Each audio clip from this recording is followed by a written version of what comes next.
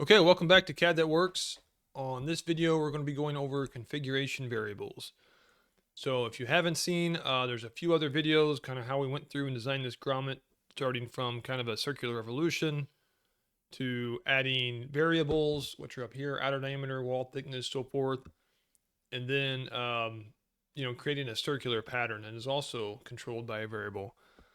Today we're going to do configuration variables, and what's cool about those is you can control multiple variables by selecting just one configuration kind of up at the top. And I'll show you that here in a second, but let's jump right into it. So you're going to go over here and go to configuration panel, configure part studio. We're going to do a list.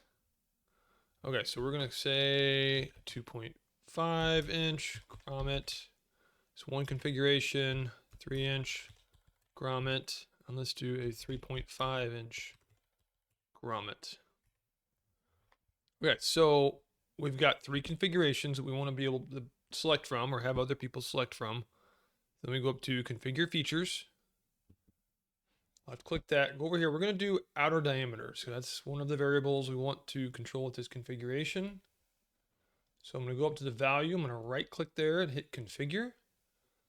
And then for another one, I'm going to go to circular pattern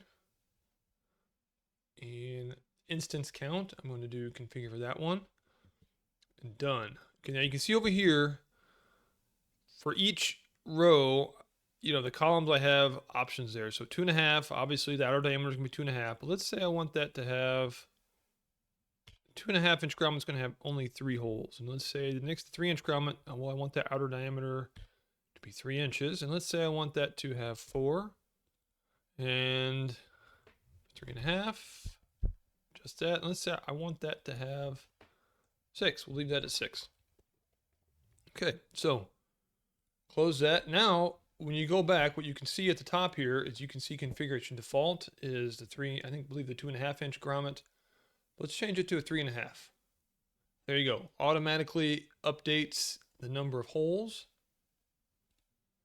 and the diameter of just one selection. So as you recall, before you could adjust all these variables independently. Configuration variables allows you to adjust multiple variables with just one selection.